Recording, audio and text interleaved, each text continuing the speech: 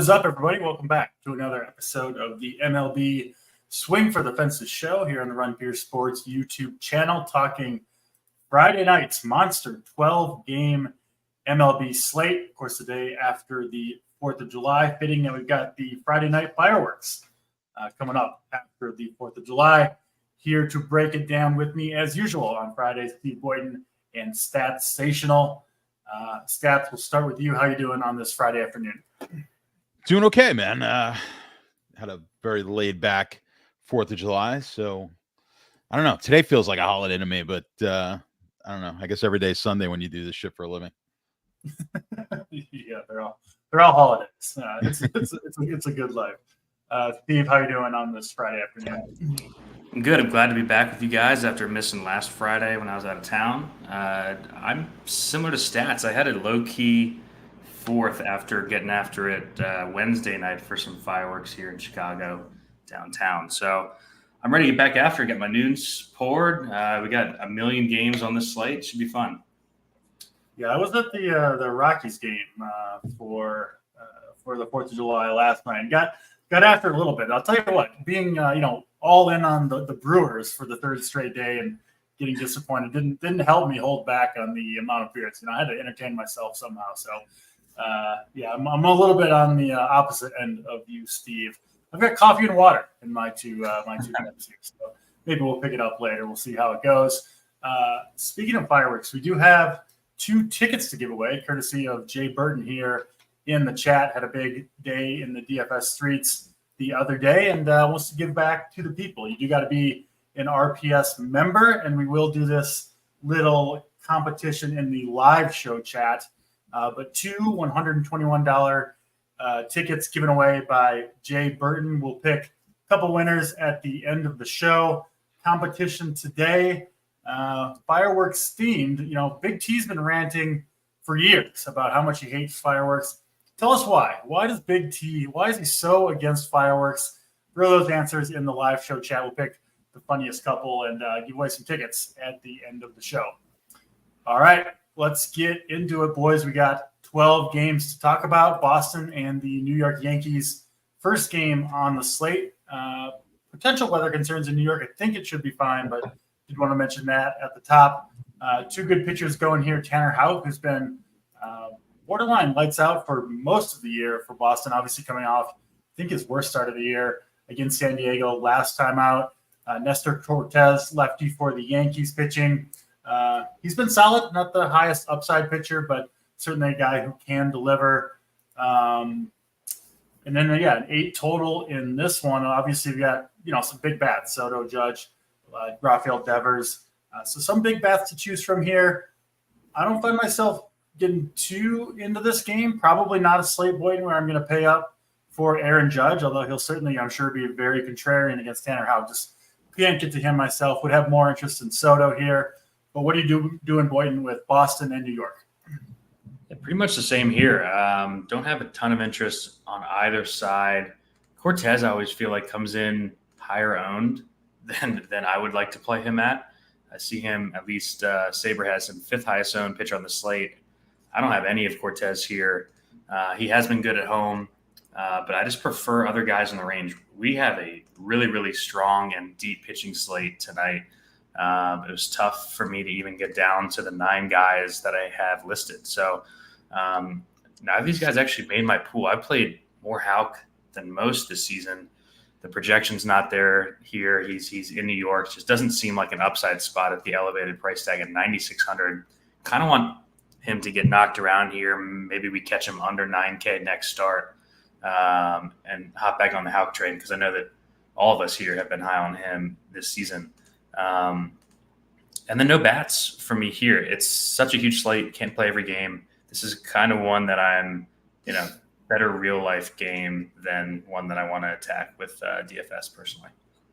Yeah, one of the I don't know if it's a problem, but when you do these monster slates with 12 games, there are going to be a number of spots where we're just not all that interested in going to, and you can't get to everywhere as recommended plays. What about you, Stats? You see anything in this game that you really want to get into your lineups tonight? I'm going to kind of agree. I mean, it's not a game that I love. I will have a bit more of Cortez than maybe you guys or at least Boynton does. But yeah, I'm not playing Houck at all. I think the one thing with this game, I think it's gonna be low owned all the way around, except for maybe Cortez, who's gonna have a decent amount of ownership. Not crazy, but I do think you can get away with maybe using some Boston as a leverage play against Cortez in this game.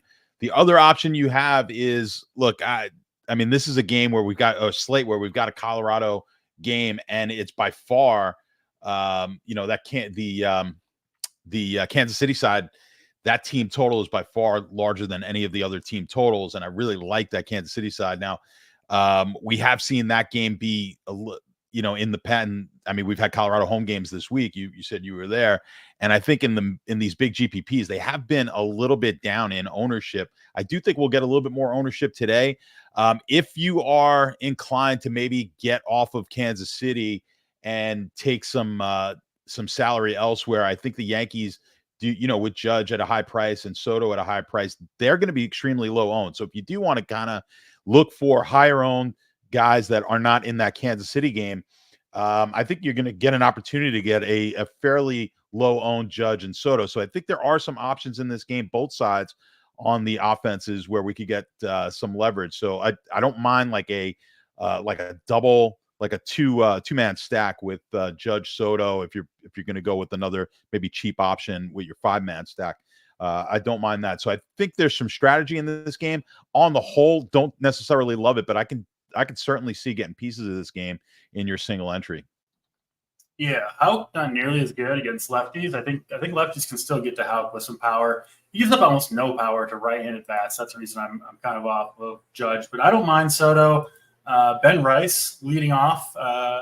Some pinch hit risk there, but 2,900 against Houck, I don't hate that either.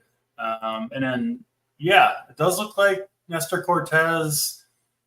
Yeah, Sabres got him around 20%, which surprises me a little bit, but obviously you have interest there, stats. I get it. Red Sox not as good against lefties, but maybe could get some leverage against Cortez with a Tyler O'Neill, maybe a Rafaela down there in the 9-hole. Would be the ways that I would look if I was trying to go in that direction. Let's get to Detroit and Cincinnati up next. This one in Great American Ballpark. Humid, relatively hot, some winds blowing out, so should play very hitter friendly here. We've got Carson Spears pitching for the Reds. I've actually used him a number of times this year, and for the most part, and especially in these good matchups, he's come through. No huge performances, but for his price tag, he's been pretty good in each of the last 4 games. And he does get another strong matchup here against the Tigers team that's pretty weak hitting for the most part. We have seen guys like Colt Keith, Riley Green come alive a little bit recently. But I do think Spears here is in play, at least at 6,700. Again, not the highest upside guy, but I think his stuff is fine. Has done a good job keeping the ball in the ballpark for the most part. And like I said, the matchup pretty good against the Tigers. So I don't mind him as a cheaper option. I think I prefer him to Reese Olson on the other side, who has pitched well recently, as well as Spears has. But don't like the park downgrade for him going to Cincinnati. And I'm not really a huge believer in his. Boynton, what are you doing here with the Tigers and the Reds? The stats touched on it in the first game. We've got the Royals and then a clump of what feels like 15 teams with team totals within half a run. So any take that you have within that group, I think you run with. I think a good tiebreaker is going to be this ballpark for me. We got decent weather, the wind's blowing out. If this was anyone besides the Tigers, I think they would be the chalk of the slate outside of Kansas City. But it is the Tigers, they've got Keith, Riley Green. They did call Parker Meadows back up. I will say for a stack in this park, they are super cheap. You can double spend at pitcher with Tigers at Great American. I like the spot on both sides. I wish that Fraley was starting for Cincy. I have no idea why he's not starting in the spot against Olsen. But we saw Marte hit a home run finally for them. I'll be on the bats on both sides here. I actually slightly prefer the Detroit side just because I think they have more. I don't know. the back half of the Cincinnati lineup with pinch hit risk kind of scares me. We've seen Martini, Will Benson, Fairchild get subbed for a bunch this season, especially when guys are healthy and they do have a few on the bench. So I like both sides here on a slate where, there aren't standout options outside of Coors. I think this is a good spot here. And I actually anticipated them being higher owned. It's just that no one really wants to click the Tigers on a 12-game slate. So it's all bats here for me. Yeah, Cole Keith, Riley Green, the two guys that I'm looking at. I don't think we have that Tigers lineup out quite yet, but hopefully those guys are in there in the 2-3 hole. And all of interest in them, like I said, I am willing to play Spears as well, but totally get it with the Detroit bats. Next up, we've got the Cleveland Guardians, San Francisco Giants. Another game to at least keep an eye on possible storms. Tanner Bybee pitching for Cleveland here. It's been really good for the last month and a half. Hasn't had a bad outing. You've got to go all the way back to the beginning of May to see a bad outing from Tanner Bybee. I honestly haven't played all that much Tanner Bybee, but yeah, he's been excellent. It's a pretty good matchup here. More lefties in the lineup than I like for Bybee, but still, the Giants, their best hitters do swing from the right side, and Bybee has been lights out. So I do think he's certainly in consideration at 9,200. Looks like a bullpen game for the Giants, who are kind of just fallen short of arms at the moment. Eric Miller is going to start this game. I would expect probably just one inning out of him, maybe two.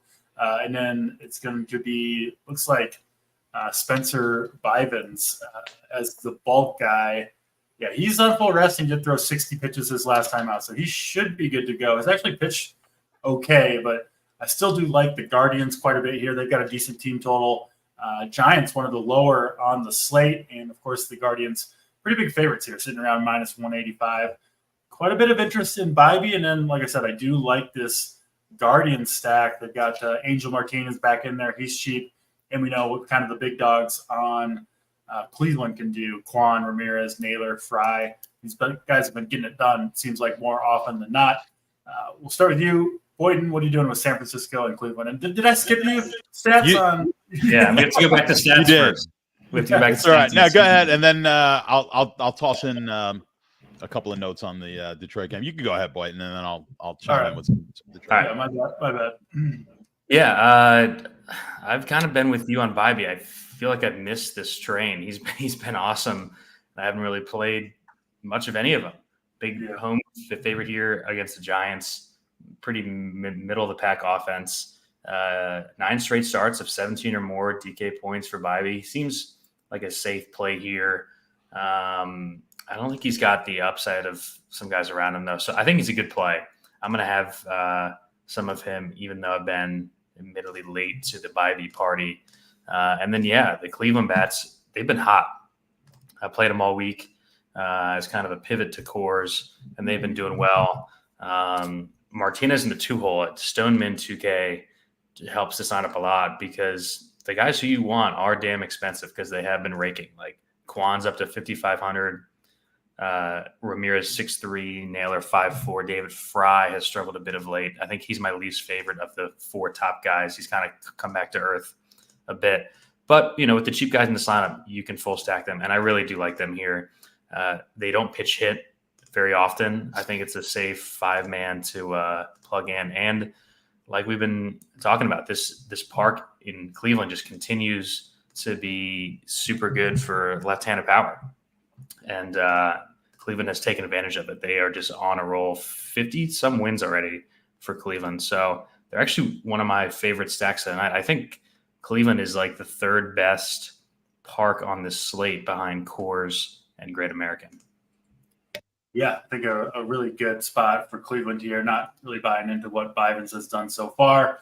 Stats will remember to bring you in this time. Give a couple notes on Detroit, Cincinnati if you have them, and then, of course, talk about San Francisco and Cleveland as well.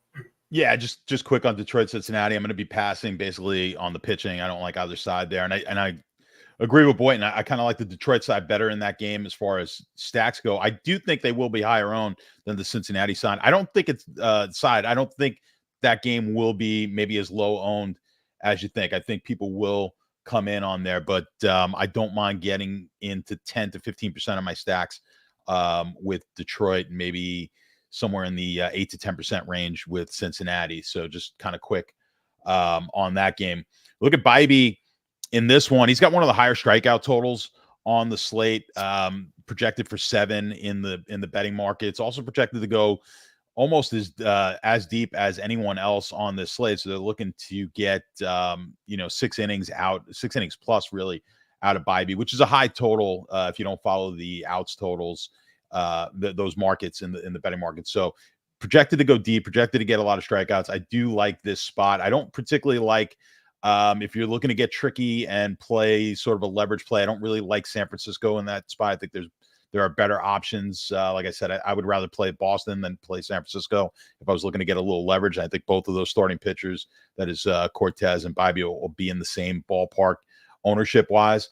So I would just kind of avoid San Francisco. And I think Cleveland is going to be underowned here. So I kind of like the Cleveland stacks. If you want to get take a team like Boynton was saying, where we've kind of got a lot of these kind of 4.5 to high 4 team totals that are out there outside of that Kansas City game. I think if you want to get away from the Kansas City game, yes, you can play full stacks here. There are some cheap options, but mix them in obviously with some of these more expensive bats that Cleveland has. They've been on fire. They're a huge favorite in this game. I think that's the only downside with playing them is the fact that they're probably not going to get that 9th inning at bat, but maybe they get you 9-10 runs before that. So I do like Cleveland as a sneaky low owned stack, and I think they will be lower owned certainly going to be lower owned than that last game we were talking about, Detroit, Cincinnati. So I'm avoiding San Francisco on all sides here. I do like Bybee, and I think Cleveland stacks are going to be sneaky. Yeah, all three of us like those Cleveland bats today. There is one bat in particular on the Giants that I really like. Lamont Wade has just absolutely crushed it when he's been healthy. He's super cheap, 3,400, hitting second, and Bybee has given up his fair share of power to left-handed bats. So he would be the one Giant that I'd be wanting to play as leverage, but I'm not going crazy with the Giants bats either. And all three of us, on the Cleveland side, both pitching and hitting for the Guardians and Giants game. White Sox and Marlins up next. We've got Brian Hoeing pitching for Miami. Bullpen game for them too, I believe. Yeah, he's only gone just a inning or two recently. I don't know why he's 8,100, but not in play. And then Drew Thorpe, rookie for the White Sox, had a really bad outing against the Diamondbacks, but otherwise has pitched well. He's had the other 3 games. I mean, he was in Seattle, in Detroit, and then at home versus Colorado. So those 3 starts, he had about as good of matchups as you could have. But he's got another one here against Miami in the Dome in Miami. Obviously, a really nice place to pitch. Pretty light hitting Miami lineup. Thorpe 7K. I think he's another guy. I kind of put him in that Carson Spears bucket where if you're trying to save salary, I do think he's an okay option. And then bats in this game, I really don't see going to much. They're just better spots in my eyes, even with 2 mediocre pitchers on the mound, than getting bats in Miami. So I probably won't have all that much from this game, maybe a share of Drew Thorpe in my 5 lineups. What about you, Steve? What are you doing with the White Sox and the Miami Marlins? Yeah, Thorpe was my last cut. I think he's a reasonable play there at 7K. I just like the upside arms around him a bit more. He's really, really struggled with left-handed bats. I think that the Miami lefties here are interesting for secondaries. They're so cheap. I think that they're going to fit double stud pitching builds on this slate really well. They called Edwards back up. Brujan's a switch hitter. Sanchez has been good lately. I think I'm going to stick to the Marlins, specifically the left-handed bats here, to attack him, and then the Sox bullpen's bad too. So, man, what a dog ass series this is. A White Sox Marlins all weekend. Oh man. And then I'm not going to play any White Sox bats. I think having some Marlins bats is enough for me in this game. Yeah, I don't think a game you want to go too crazy with. Maybe Stats has a different opinion, though. Stats, White Sox, and Marlins. What are you doing with it? Yeah, not going to go crazy either. Thorpe, I can't really get excited about it. I think he's a total fade here. 4.4 strikeout is the projections. And, so I think both offenses you have to kind of look at. I really wanted to take, when I first looked at it, more Miami. So I do like Miami to the tune of maybe 7 to 10%, which is not terrible. Not terribly low, I should say. So I do think they're in play. They're, not a lot of big bats in that game. That's what I worry about for that side.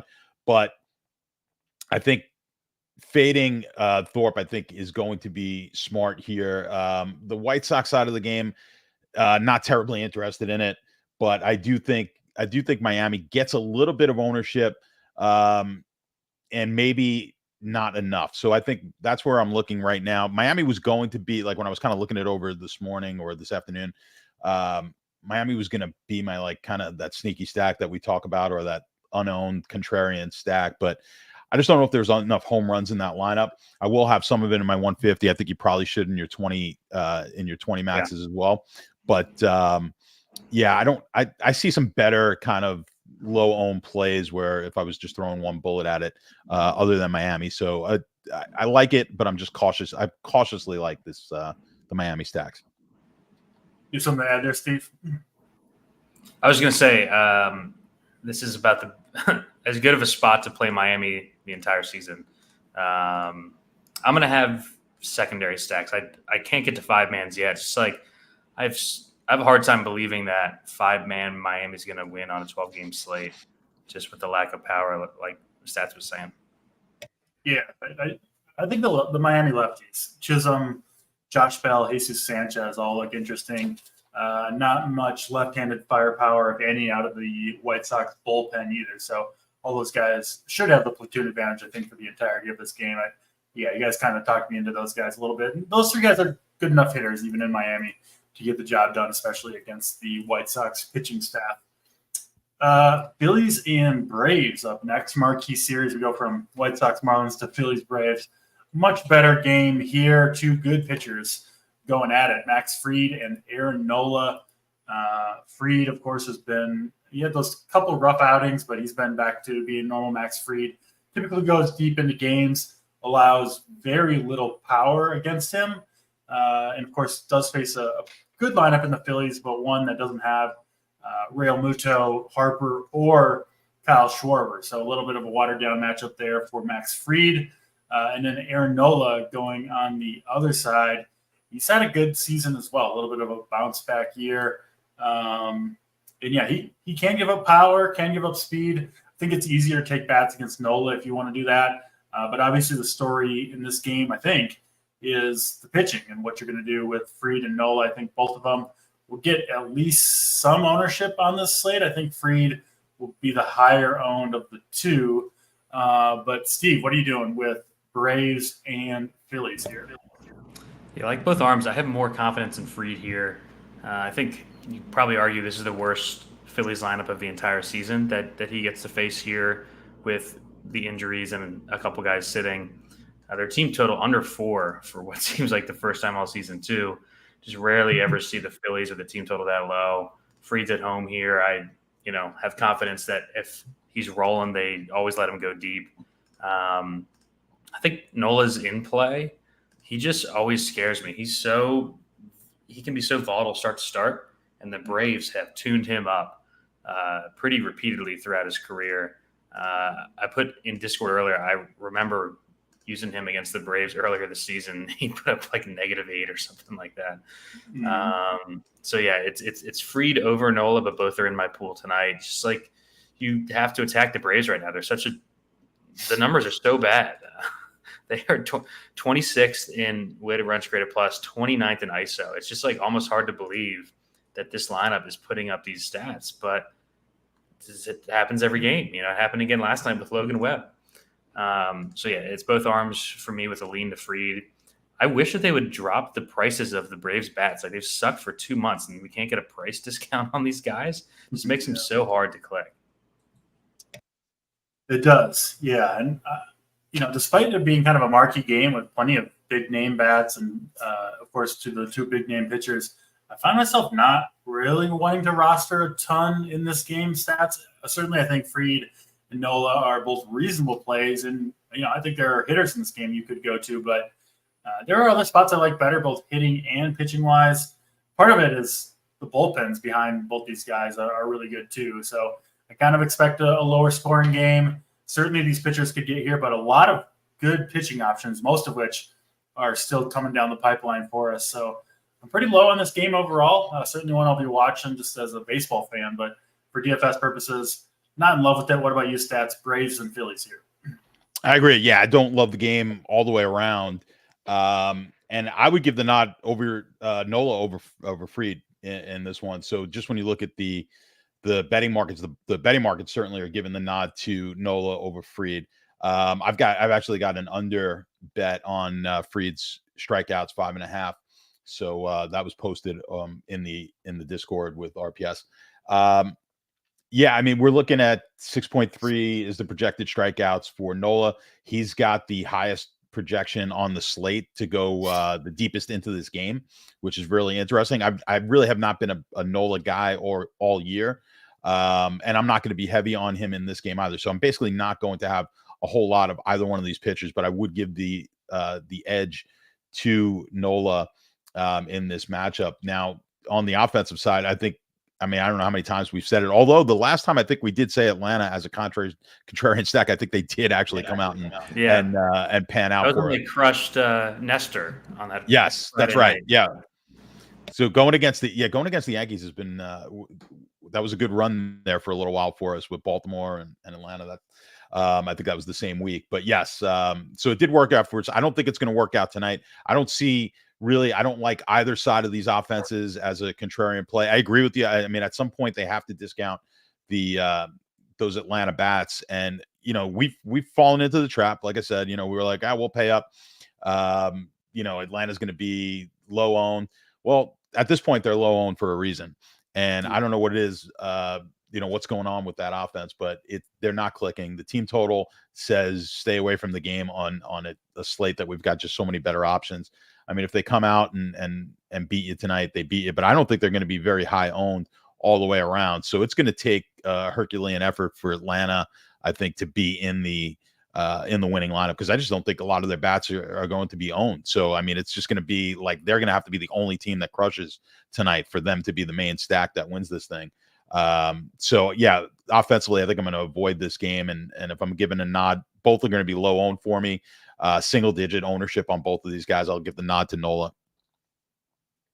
Yeah, I mentioned it often, but that Phillies bullpen is ridiculous right now with the amount of firepower they have there. So for the Braves to get there, they would really have to put a number on Nola early, which of course they did earlier in the season and have done a number of times in Nola's career. So certainly possible, but not what I'll be betting on myself on a 12-game slate.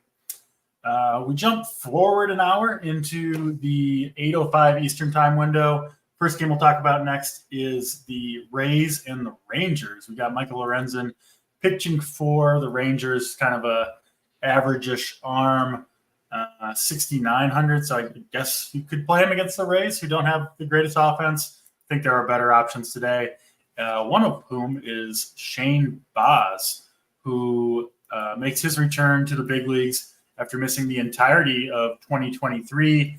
Only pitched a combined 60 innings, something like that in 2021, 2022, but a very talented arm. And for the limited innings that we've seen him at the big league level, a very high strikeout arm, a very effective pitcher, and was absolutely shredding AAA in the 5 or 6 starts before being called up. Got up to 91 pitches in his last outing. And I don't know, maybe I'm crazy, but I love Shane Baz tonight. Seeing him, he was one where I try to kind of do my evaluations before I look at ownership, and I was expecting to see him as one of the higher owned pitchers on the slate after, kind of running my stuff.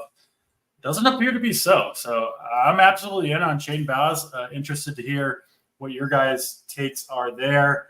And really no bats for me here. It would be the Rays side, of course, that I'd be more interested in, but don't love them against Lorenzen anyway. Steve, over to you. Are you in on the Shane Baz train? Yeah, I've been waiting 2 years for this guy to come back. He's super talented arm. I was happy to see that he got stretched out in the minors because, like, I didn't want to have to guess, especially with the Rays, right? Like, they're always finicky with their pitchers. Him getting up to 91 makes me feel better about it. The K prop is over 4.5, close to 5. I actually took the over 4.5 this morning. It's a great spot. Like, the Rangers offense has been dead in the water for a month, basically. You know, they've hit a bit better over the last couple of days, but last 30, 28th in weighted runs created plus, dead last in ISO. It's just, you know, he's probably going to be volatile as he gets his feet under him, but this is a super upside pitcher at 7K here. Like, I basically X'd Thorpe because, like, I can't play Drew Thorpe at the same price as Boz here. Like, I just feel like a jackass when Boz goes out and strikes at 8. Yeah, this is a bet on talent spot. You know, they've been grooming him for years. He was their first round pick in, like, I don't know, 17 or 18 out of high school. Just been hurt so much over his career. But while he's healthy, we can use him until his arm explodes again. And I'll definitely be playing him in the pool. I've been attacking the Rangers with pitchers for a couple weeks now. And then on the other side, I talked about it on Tuesday, DC. This Rays lineup with Brendan Lau and Josh Lowe both healthy. We talked about how their stats against righties were going to improve. It's already showing. You know, their last 14 stats are both top 10 in ISO and weighted runs created plus. We saw it yesterday. They smashed Alec Marsh early, and they're so cheap. This lineup is so cheap. The most expensive guy is Isaac Paredes at 4.2. It's just a really, really easy team to 5-man with 2 top pitchers. You can get Glasnow in there.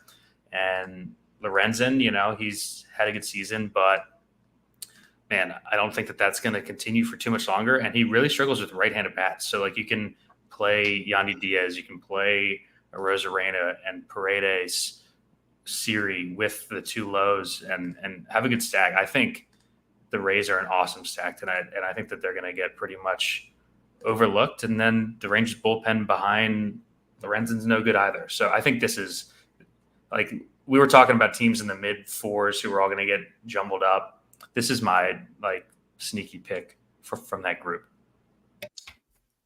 Yeah, you might have talked me into the Rays a little bit. I do think that makes a lot of sense. And like you said, Lorenzen's been hit hard by right-handed bats, which kind of makes the stack all come together. So good call there on the Rays Boyden stats. I'm guessing you might be a little lower on Boz than we are. Just obviously the K prop is not super high.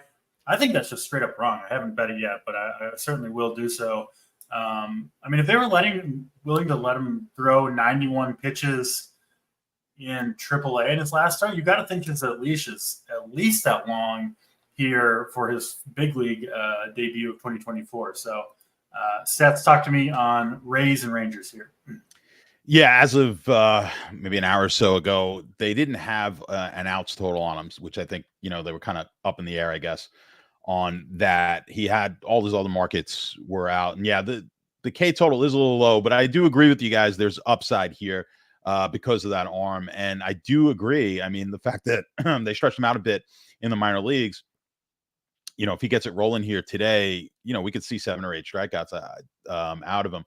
So I'm just going to be a little bit more cautious maybe than you guys. I don't think he's going to be heavily owned or owned at all, really, in the market. So, you know, I don't know how aggressive you want to be. I just don't think, depending on the game you're playing, if you're, you know, single entry is going to be barely owned at all.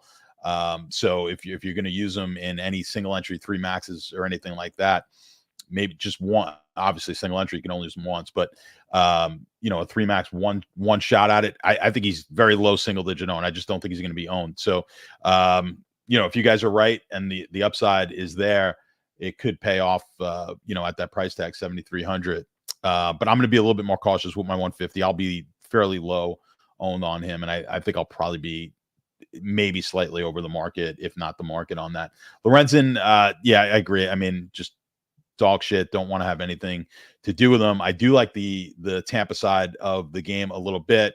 I kind of like where you were going with that, Steve. I think the only thing that you worry about, and it's not like it's hurricane winds, but we do have 10-mile-an-hour winds blowing dead straight in tonight, so that would be the only knock on that game. But kind of with that, They have the roof open. Without It's that, in Texas. well, It should be fine. are they inside? Are they indoors Yeah, tonight, or are they? yeah. If the roof's in, then forget. Then obviously the wind makes no difference. Then there's really no knock on it. I mean, I'm looking at, the ownership. What do we think the ownership's going to be? 7-8%, something like that. We're looking at.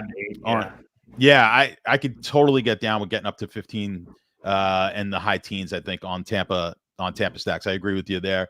I mean, the fact that I'm just not playing Lorenzen, it's not a leverage play. I think this is just a play where straight up we're looking for Tampa to maybe to do some damage. So I do agree with you on the Tampa side. I don't like the Texas side of this game at all. And I'm going to be a little bit more cautious with Baz than you guys are.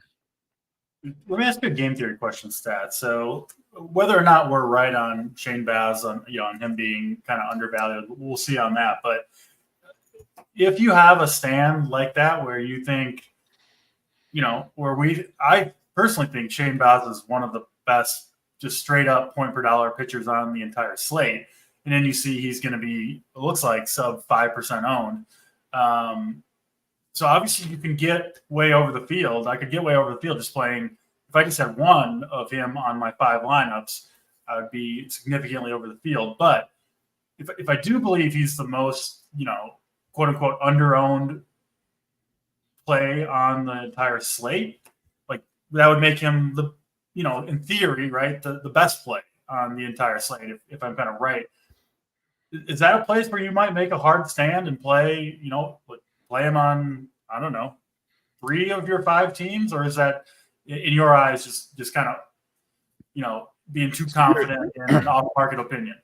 You're playing 5 teams in like a 150 max game or something like that, like the big. I play 5, so I'd play 4 in the 250, and then one other team that has a similar amount of money behind it. Like personally, I want to take, whatever stand you want to take. I always advise taking one. At least you're taking a pitcher or a team stack, and then it's not going to be the same exact stack, obviously, over and over, but you're going to pick a team or the pitcher. So whichever one you feel greater about, I think you should always do that. I think you should always lock in one or the other when you're playing anything from 20 maxes down. I think you have to do that. And the more you do that, so the more you lock in. So if you want to lock him in, play him in all 5 of your lineups, I'm totally fine with that. I think when you do that, then you have to get more diverse with the rest of your lineups. Your pitchers, for sure, you've got to spread it out, because now you're really just banking on the fact that he's the nuts, and then you don't really give a shit. Like you're going to take your pool and spread it out. You're going to go with one of each probably in your other 5 lineups. You're not even going to go 2 on any of these guys, and then you're going to mix up your stacks. Like that's how I would go. And then if I do that with stacks in a 20 max, maybe I'm just going to be high on, if I just want to play the Cleveland stack tonight or Tampa stack, I would stick with that and then go real super diverse with my other stacks and my pitchers. Like that's kind of how I think you have to play it. It's exactly the answer I was hoping to hear, Stat. So come on down, Mr. Shane Baz, to DC's lineups tonight. Let's get to Coors Field next. Very interesting game here. We've got Cole Reagans pitching for Kansas City, who, as of right now, Staber has as the highest owned pitcher on this entire slate, which is pretty crazy for a 12-game slate with in Coors Field. Obviously, Reagans has been awesome, is awesome.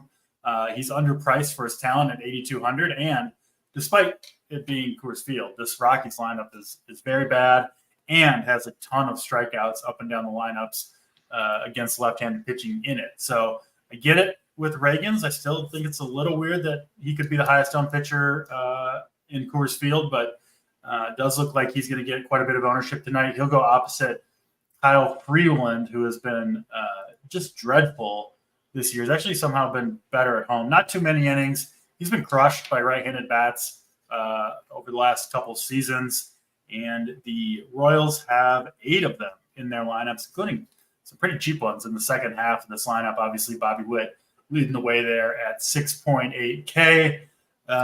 Boyden, the Coors Field has burned me. It's burned my wallet, the money in my wallet these last 3 slates with the Brewers.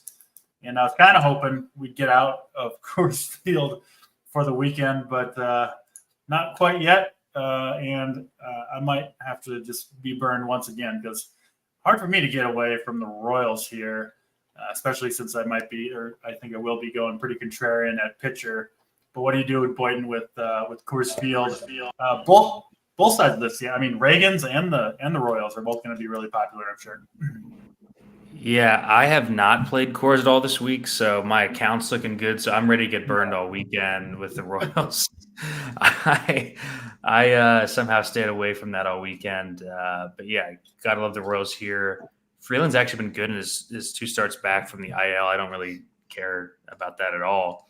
The Royals overall, they don't strike out. They're like the perfect team to rack up like long innings in Coors because they just put the ball in play, which is what you want in Coors. You get the long innings, you get to the bullpen early. This Rockies bullpen is dog shit, and like we talked about, it's not like we have the Dodgers at Great American or the Braves against a shit pitcher or the Yankees against a bad team.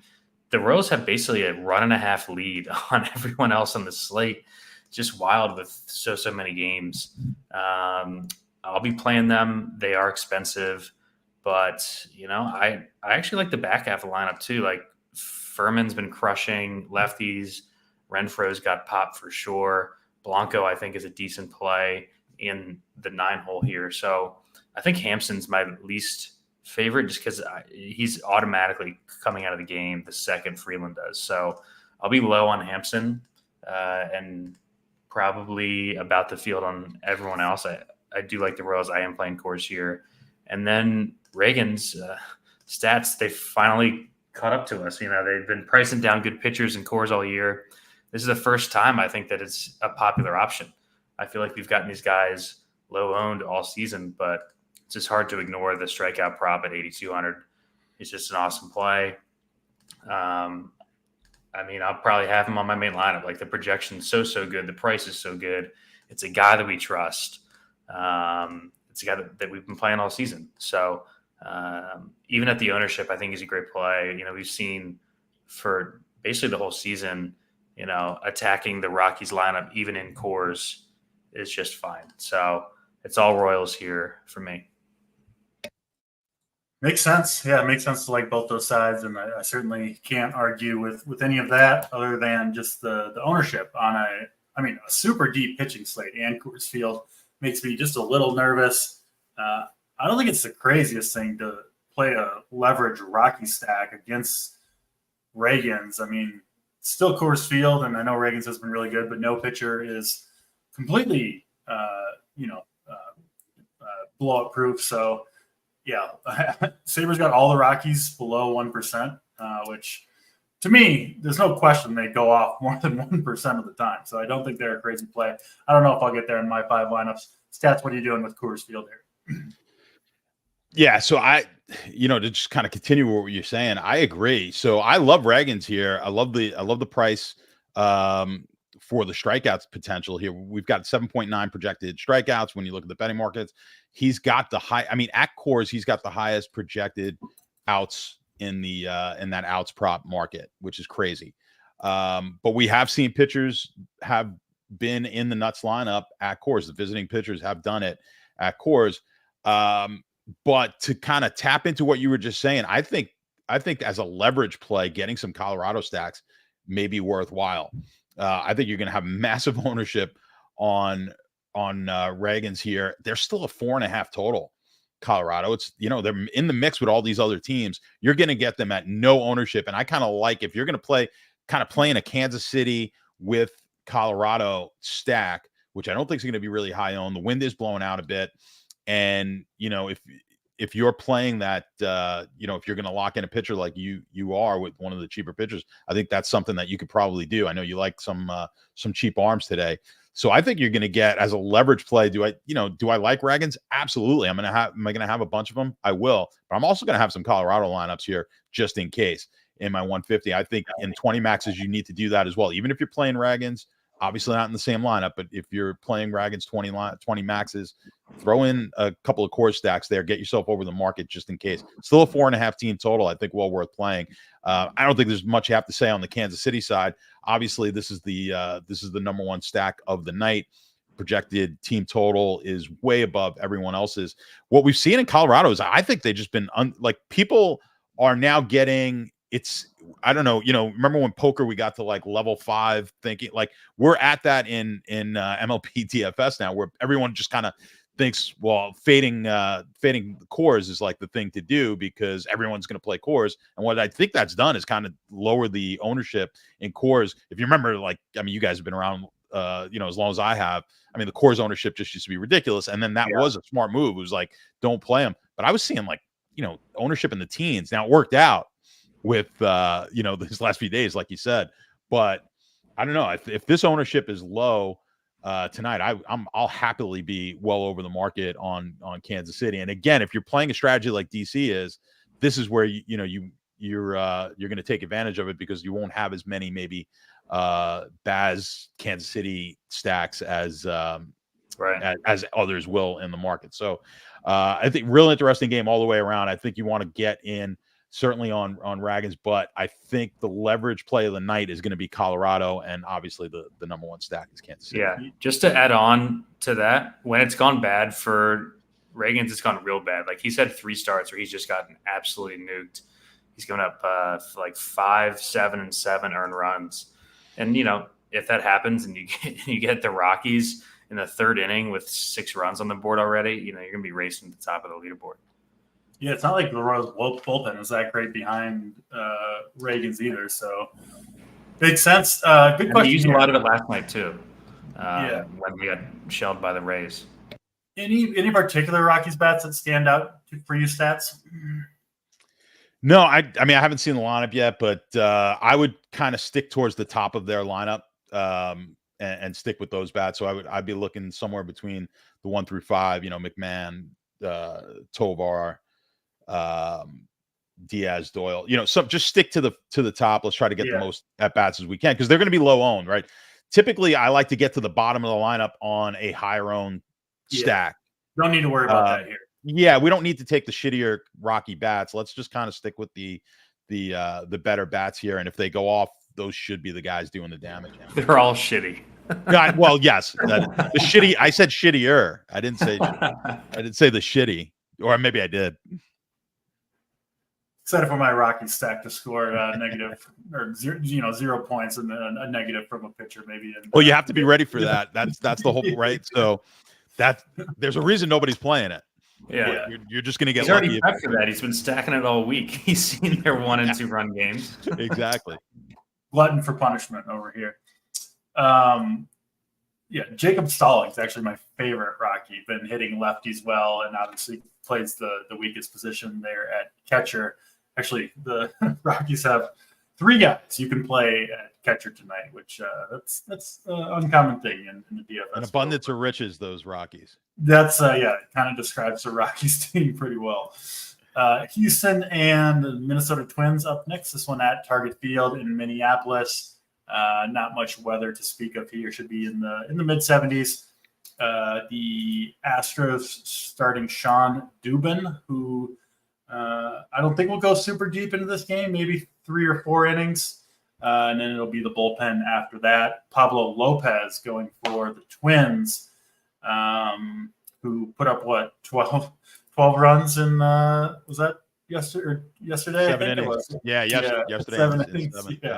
I had the wrong Twins, unfortunately. But anyway, Lopez, of course, has had his struggles this year. He's still a really good pitcher. I don't think I'm going to get there against the Astros, who have low strikeout rates and obviously several good hitters in that lineup. And then no interest in Dubin whatsoever. To me, the most interesting side in this game is the Twins bats against Dubin and the Astros bullpen, which isn't nearly as good as it has been in years past. Steve, what are you doing with Twins and Astros here? Yeah, Twins just against a bullpen game just scares the shit out of me with all the pinch hitting that Rocco likes to do. I kept Brooks Lee in the pool just because he's stone min at third base. This is an interesting game. I think that the Astros are interesting here. We've seen Lopez really get rocked in tough matchups this spot. He's coming off of basically the two cleanest matchups you can have against Oakland and Seattle, and now gets a really tough one against a red-hot lineup. This Astros team is crushing the ball right now. I think that they're a super interesting, like 20 max, 150 max, be over the field spot here, because Lopez, we've seen it all season. He's a guy who's really, really struggled against the better teams. The last tough matchup he had was against Tampa. He gave up 5 runs. He got bombed by the Yankees. It's gone really sideways for Lopez in a bunch of starts this season. Plus, coming off the 2 good outings, it's a JT Hayes special. I just think, I've been playing the Astros all week. No one's been playing them, and they're just crushing the ball right now. And they have cheap guys in the back half of the lineup. Salazar, 2,400. Loperfido with some power at 2,800. This is going to be a spot that I'm going to be well over the field on, the Astros bats. All right. Yeah, I assume they'll be almost unowned against Pablo Lopez. So don't mind that call. What about you, Stats? What are you doing, Astros and Twins? Yeah, they're going to be extremely low owned. I could get on board with it to a degree. I think my problem with taking Houston is the fact that I don't think Lopez is going to be all that high owned. So I think I lose a little bit of leverage there, taking a team with a fairly low total. When you look at Lopez, I really don't like him in this game, which I don't think a lot of people will. 6.1 on the strikeout total. He is projected to get one of the higher out totals on the night. 19.2 is the projection, but he's basically comping out to Nola, and I'd much rather have Nola than Lopez, right? Because we're gonna save on the price, both against. Well, we know with the Atlanta offense, we spoke about that, but the potential at least. And Houston's been on fire. Lopez comes in. I mean, he's had 2 dominant starts coming into this game, but I think my only apprehensions from a game theory, I agree with you. I think there's the possibility here Houston goes off, but I just think for the ownership level that we're going to see out of Lopez, I'm hesitant to really get too heavy on Houston as a play. I think there's better options on the slate here tonight, so I'm kind of shying away. I'll have a little bit of it in my 150. If I was playing like 20 max, maybe 1 Houston stack, but it sounds to me like you're going to go a little heavier than that, which is fine. I'd rather be in on the Colorado side. I just think I'd rather get that kind of leverage, because I think if Colorado does go off, it's going to destroy.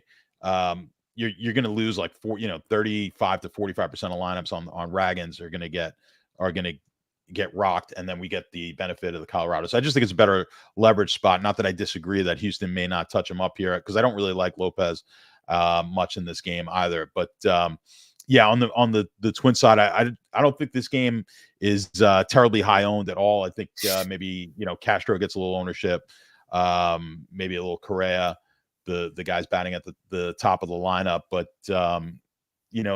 I could actually get on board more with getting over on the Minnesota side. I think if you want to play a stack that's not going to be very high owned, I think you can go a little heavier on the Minnesota side of this game.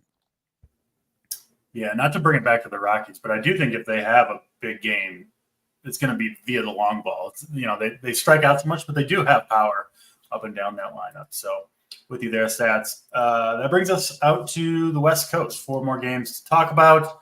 Hit the like button if you're here on Friday afternoon enjoying the show. It does help us out. With that, let's get to the first of these 4 games. Baltimore and the Oakland A's, 8.5 total in this one. Baltimore, pretty big favorite, sitting around -165. Albert Suarez going for Baltimore. He's had some pretty good starts this year, was solid last time out against Texas. It's this Oakland A's team, of course, that we love to target with opposing starting pitching. I think he is somewhat interesting there at 7,600. And then pitching for the A's is Hogan Harris, whose season-long numbers look okay. he does give up quite a bit of power to both sides of the plate.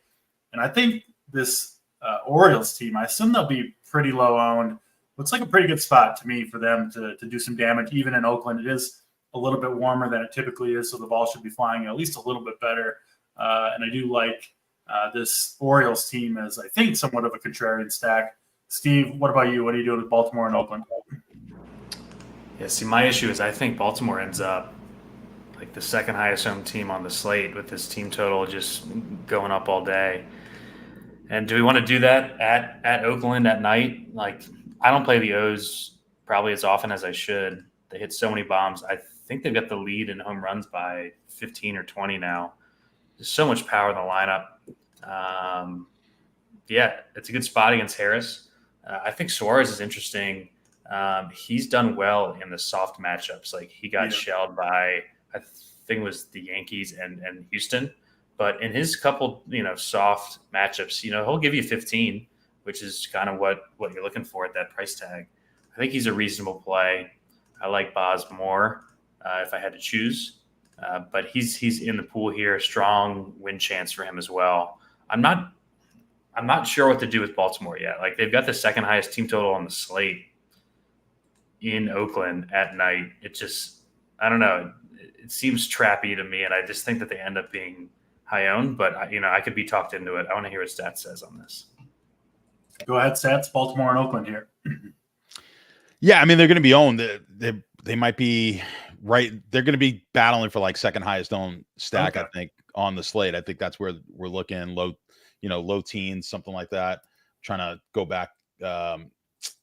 Who was the other big stack that we were talking about? Maybe the comp to like a Cleveland or the Cleveland will be somewhere close to that. So yeah, I think they will be owned. I agree. It does feel a little trappy, but the wind is blowing in, I believe, right? Is the wind blowing in there tonight? No, the wind's blowing out. Yeah. So we've got a wind blowing out game in Oakland. Bad ballpark. I get it, but people do like the target going up against Oakland. I mean, Harris has been absolutely terrible. So I could get on board getting yourself just 15% of your stacks, I think, with Baltimore. It's really going to depend on what you're doing with with that Kansas City game. A lot's going to depend on that. But like you said, ton of home runs in that lineup. So you just never mind being over the market on Baltimore, even in a tough ballpark, especially on the road. We get that extra at bat, a game that they're favored against Oakland. I don't mind it. If you told me that you were coming in heavy on Baltimore, I'd be perfectly fine with it. And again, there will be owned, but if you want to get off the Kansas City game and you're playing a small amount of lineups, I think Baltimore is the way, one of the better options and a way to go on this game. As far as the pitching, what we're seeing in the betting market on Suarez is not not in a lot of strikeouts, like 4.8. Not a ton of outs. It's just very mediocre, looking at maybe like 15 points, something like that, in the projections. I'm not going to have a ton of Suarez in this game. I would agree. I think there's more upside, like you guys said with Baz, but I'm not going to be high on Suarez in this game, and that would be the only pitcher that I'm taking. I'm not going anywhere near Harris. All right, let's do Toronto and Seattle up next. Still a little bit of time. If you guys enter that competition, tell us why Big T hates fireworks or make a Big T fireworks joke. Got some good submissions so far. I think I've got my winner picked out, Steve, but I'll have you pick one out as well. So keep an eye on that throughout the rest of the show. We'll do that before we do stacks and stuff at the conclusion of the show. Before we get there, though, we got to do Toronto and Seattle. This one in Seattle. People that watch the show know I almost indiscriminately pitch pitchers in Seattle against this team. Just so many strikeouts. It's the best ballpark to pitch in, and it just comes through all the time. Now, it's not lost, of course, on people, but I still don't think it's factored in enough. And it does look like the market will be in on the Kevin Gausman train, who pitches against Seattle here. It's been a very strange season for Kevin Gausman. I haven't really been able to figure him out. I mean, we're over halfway through the season. He's been healthy and making every start, and he's got an ERA close to 5 on the year. Now, the last time he had a soft matchup, he pitched a complete game shutout with 10 strikeouts to put up 46 DraftKings points in Oakland. And this is the most similar matchup to that one, in my opinion, pitching in Seattle against the Mariners. So I get it with Kevin Gausman. He still makes me nervous just because of the lack of effectiveness over most of his starts, but hard not to like him, I think, at 8,300. Luis Castillo, 8,700. Been a rough ride for him. He's been under 10 fantasy points in 4 of his last 5 games. Does benefit, of course, from pitching in Seattle as well. But he gets a contact-oriented Blue Jays team, which has me a little bit lower on Castillo here. I do like Gausman better of the two, and really no interest in the bats here. Steve, what are you doing with Toronto and Seattle? Yeah, both pitchers here. Like this is the if it doesn't happen here, when is it going to happen for Gausman? Just like a green light spot for him. His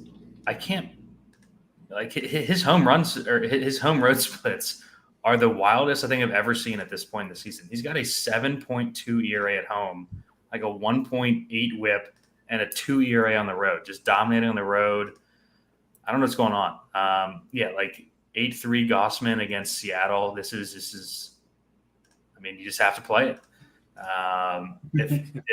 If he doesn't get it done here, then man, I'm going to be reluctantly in on Gausman here. I haven't played much Castillo this season. He's had a rough go, like you said. Toronto had that good week, but they've lost a bunch of games lately. I'm going to have some of him. I don't love it.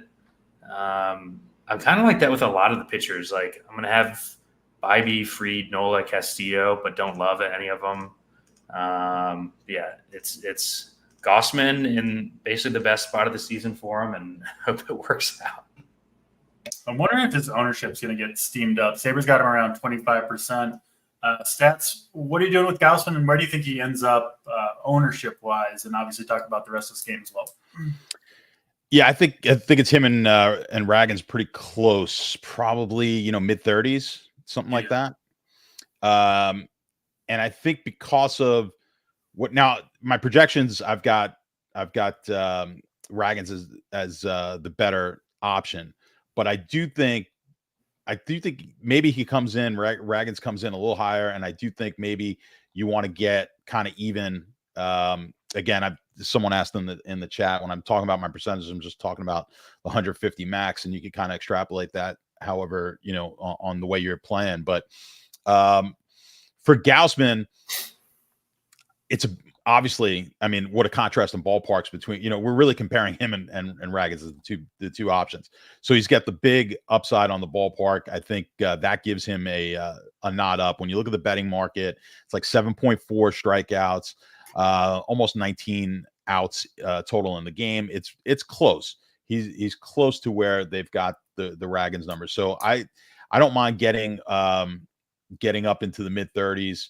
I don't want to get too heavy on any of these pitchers. I think that's kind of the impression I'm getting from you guys, where I don't feel all that much confidence in any of these chalky, the chalk pitchers here tonight. But I just feel like maybe Gausman in that ballpark will break out of the little bit of a funk that he's in. And so I do like him there. Castillo, I think is going to be somewhere around, Sabres got him somewhere in the low teens. I think that's fine there. I mean, this is a low total in general. I mean, it's a Seattle game. It's a low total game. I think you could kind of avoid the bats on both sides.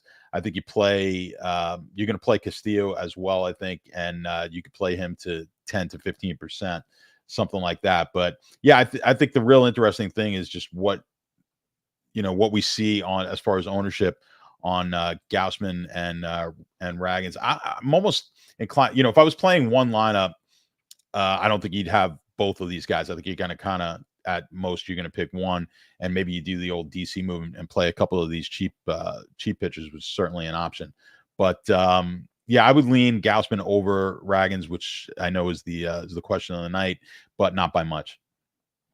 I think you'll see a lot of people pair up Gaussman and Reagans in the same lineup right there next to each other in the pricing and the K props and all that stuff, which I'm not saying it's a bad idea, but I do think it'll be a very, very popular combination tonight, especially when you get to some of the higher stakes, single entry type of stuff.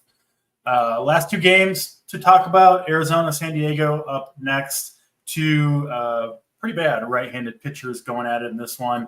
Slade, Ciccone, and Randy Vasquez. Modest total because the game's in a pitcher's park in San Diego, but do you think we could potentially see some runs in this one? I like the Padres side especially, partly because Vasquez has some pretty severe splits where he's much worse against lefties, but I don't really want to play Corbin Carroll, and Jock Peterson will probably get pinch hit for it, so it's kind of hard for me to get to those guys. Steve, we'll throw it to you. What are you doing with Diamondbacks and Padres? Yeah, this is the conundrum game. You got two shit pitchers in a park that I never play at night for bats because it never, ever gets there. The Diamondbacks are expensive, probably too expensive for me to like them as much as I would. Like, if this game were in Arizona, I think we'd be all over this. But at night in this park, I think I'm just gonna fade it. Like I like enough, off the wall spots that I think I'm just gonna. This is kind of like the Boston New York game for me. I don't like either pitcher at all, and I'll be very low in the bats if I have any, just because the park never gets it done. Makes sense to me. What about you, Stats? What are you doing? Arizona, San Diego. Yeah, I think both pitchers are in a void. I agree there. I mean, if this game was in Arizona, we'd be looking at like probably a 10.5 total, not 8.5. So, the 8.5 total. I mean, again, it seems like every one of these games we're looking at like a 4.5 team total on one of these teams, and that's kind of what you have for Arizona in this game. I could totally get behind. I think the ownership might be just a little bit elevated. I agree. The prices on Arizona probably a little high.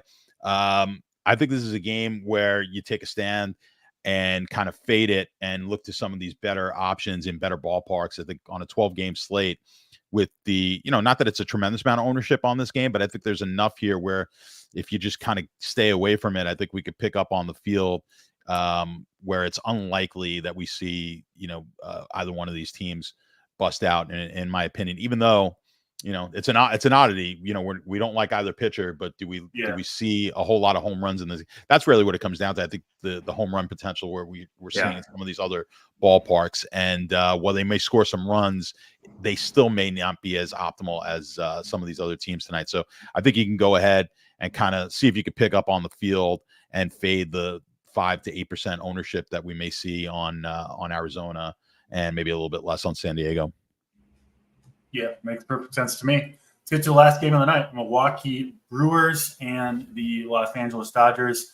We've got Tyler Glasnow pitching for the Dodgers, coming off his worst start of the year against San Francisco. Prior to that, though, dude had been lights out, strikeout totals 10-9, 12-9, 8, against some decent competition too. So I would expect Glasnow to be back to his usual self here against Milwaukee, although I'm a little nervous. Milwaukee, after killing me for 3 days, is going to somehow go up and put up 10 runs against Tyler Glasnow, because I do really like him. I'm willing to pay up for Glasnow today at 10.8K. I think he's going to go a little bit under the radar just because there's so many good pitching options beneath him.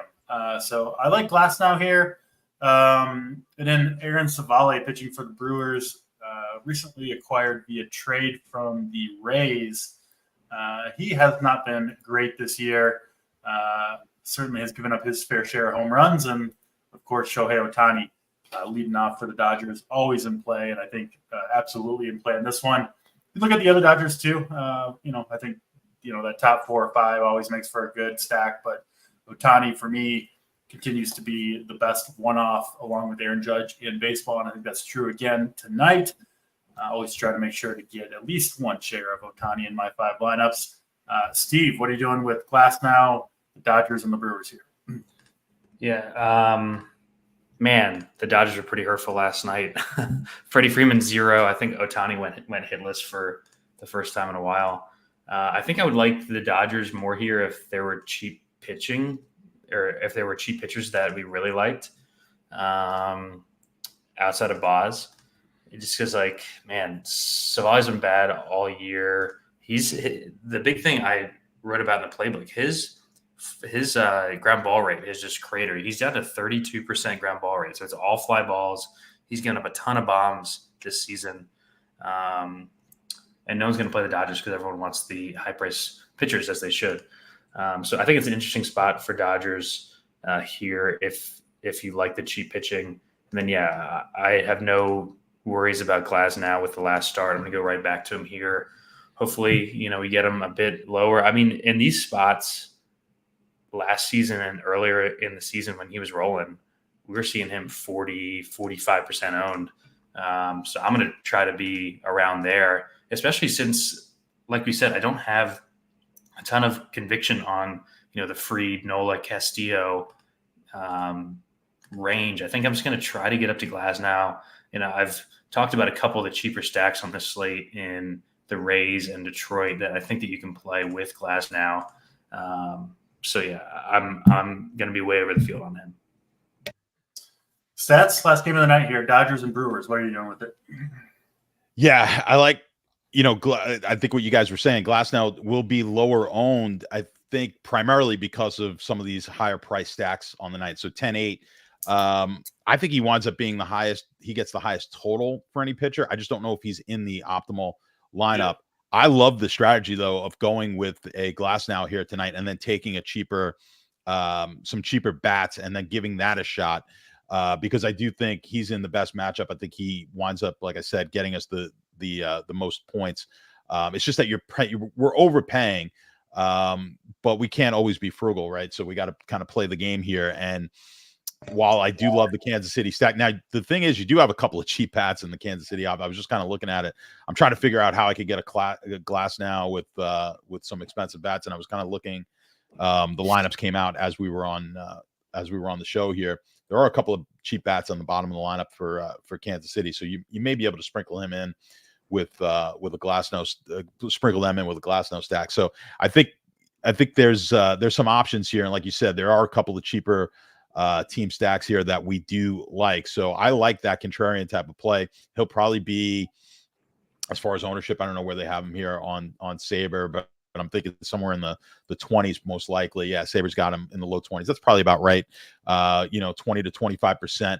If you wanted to get crazy, if you're, again, a lot of you guys don't play the 150, but if you were doing that and taking Glasnow as your highest pitcher, I don't typically advise that, especially at that price of 10-8, but that will get you different. It's just going to be fading a lot of these more expensive stacks. But as a single entry playing maybe one of these cheaper DC type of pitchers with a Glasnow, and then getting that average right around where, those 8K guys and 9K guys are, that may differentiate you a bit as well. So I think it's a real interesting spot. And then, yeah, the Dodger stacks in this game. Obviously, I don't like anything stacking the Milwaukee side, but Dodger stacks, they're not going to be owned at all. I think it's tough. They are going to be pricey as well. It's not going to be one of those. We're not going to sneak in those the cheaper stacks that we were talking about, like a Tampa. But yeah, I think if you're either going Glasnow or you're going to take a Dodger stack. I don't think you want to do a Glasnow with the Dodger stacks. I think it's just kind of a Glasnow. Look at some of these cheaper stacks that we think may go off, and that's the way you're going to play it. I think it's not a bad contrarian play when you're getting probably the best pitcher on the night at the third ownership. Yeah. Nice thing about Glasnow too is he does have that kind of slate breaking ability. You're paying for it, but he can put up the 35-40 that you kind of have to have if he does it. I do think he's the most likely pitcher, along with Reagans, on this slate to pull that off. But I do lean Glasnow, and I do think we'll get a little bit of an ownership discount. Saber not showing it right now, but I kind of get a sense that people are going to go with the little bit cheaper pitchers, Gausman, Reagans, Bybee, and try to save that salary, which makes sense. And then the other thing about the Dodgers, the Brewers do have a good bullpen, but if the Dodgers put up runs early on Hauser or on Savali rather, and the Glasnow's shoving on the Brewers and it's 4-5-0, you're not going to see those big arms out of the Milwaukee pen. So I do think the Dodgers stack as a low-owned contrarian stack makes a lot of sense here. We'll do stacks, pitchers, hitters, all that stuff. We're going to pick our winners first. Steve, do you have your winner picked out? I've got two that I like the best. So, I'll give you the option. But do you have a winner for us on the $121 ticket giveaway, courtesy of Jay Burton 18?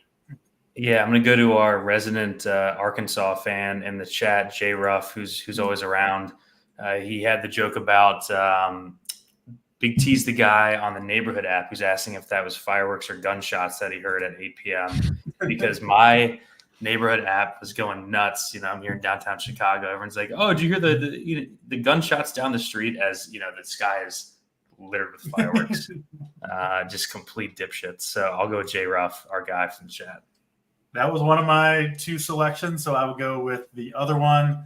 Actually, the last entry, Swint2121, who compared fireworks to strip clubs. You spend a lot of money, it's loud, and it's over in a minute. And the man himself, Big T, chimed in. The only one that he chimed in for and said correct. So he obviously approves of this selection. So Swint2121 and J Ruff.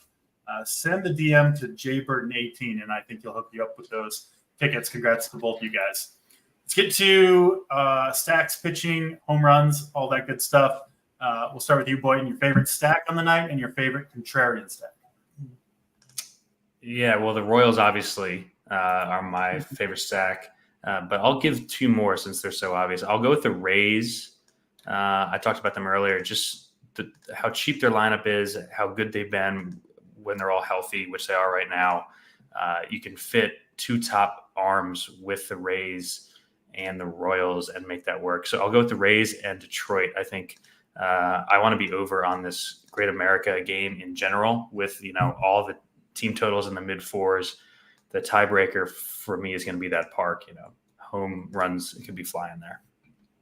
All right. Stats. What about you? Favorite stack, favorite contrarian stack? Yeah, obviously Kansas City. But if we don't take Kansas City, I would say Cleveland. But then the favorite contrarian stack, I'm going to go with Colorado. And like I said, I think it's just a good leverage spot. My answer was also going to be the Royals, but I'll give another one as a favorite stack. I'll go with the Reds against Reese Olson and Great American Ballpark. Ball should be flying there. And then contrarian stack, I also like the Rockies, but I'll go with the Dodgers. I think are going to be really contrarian against Savale in the game that I could see them running away with, putting up a bunch of runs. Also, abnormally hot in Los Angeles, so ball should be flying pretty well there tonight. Pitching, Boyden, your most important pitcher tonight. Almost was muted there. I've been doing it at the end of shows. That's cool. I'll go with Glasnow. I think I'm going to have at least 40% Glasnow in my 20 lineups. So that's probably going to be the most leverage outside of the guy that I know that you're going to say, but I didn't want to steal your thunder there. Appreciate that. And if you watch the show, Shane Boz going to be the guy for me, my most important pitcher. It's been funny. I've been updating the Sabre projections and ownership, and he keeps falling. He started the show. He's down to 0.63. Yeah, I'm like, this is music to my ears. Keep on lowering. Me and DC are going to ride the 9 strikeout Shane Boz start. They're apparently not watching the show and updating the ownership based on my opinion. So probably a good move. Stats, your most important pitcher on this slate. Yeah, well, Boynton didn't want to do you, but he doesn't give a shit about me, so he goes and takes Gausman. So that was going to be my pick, but I'll give you a guy that I'm not really going to be all that high owned on. I don't think the market's going to be high owned on, but I think Nola could potentially be in the Nuts lineup here tonight. So I'm gonna go with Nola. All right, home run hitters, Boyden. Who's going yard? Go back to the Rays lineup. He hit one for us last night. I'll go with Brandon Lowe, hitting second. He's still under 4K. He's been so good when he's been healthy. He's just battled injuries for the last couple of seasons. I'll go with Brandon Lowe. Stats, who's going yard tonight?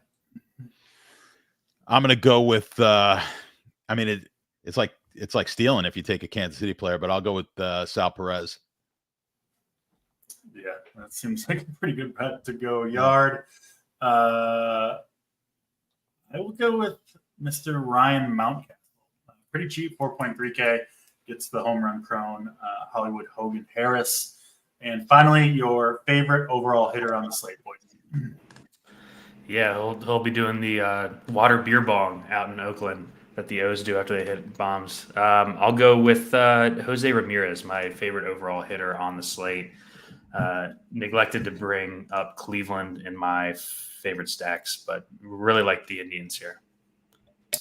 Yeah, as do I. Stats, your favorite hitter on the slate.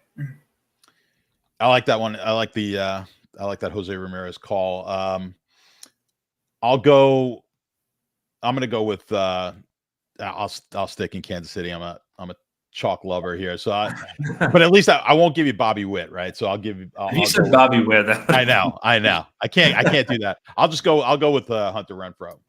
Yeah. Nice. I'm gonna go with Gunnar Henderson, who I think is going to go really low owned because everybody that's paying that 6.5, 7K for shortstop, of course, is going to go Bobby Witt. It's left versus left for Henderson, all that stuff. So I think he'll go super low owned. Could be a difference maker if he's able to outscore Witt by a good amount. That'll do it for this show. Congrats to the winners. Again, thanks for watching, everybody. Hit the like button if you haven't yet done so. No show on Saturday for baseball, but we will be back, of course, on Sunday morning. We got to get making our own lineups, running late as usual here on Friday. Thanks for watching. As always, for Boynton, for Stats, I'm DC. We're out of here.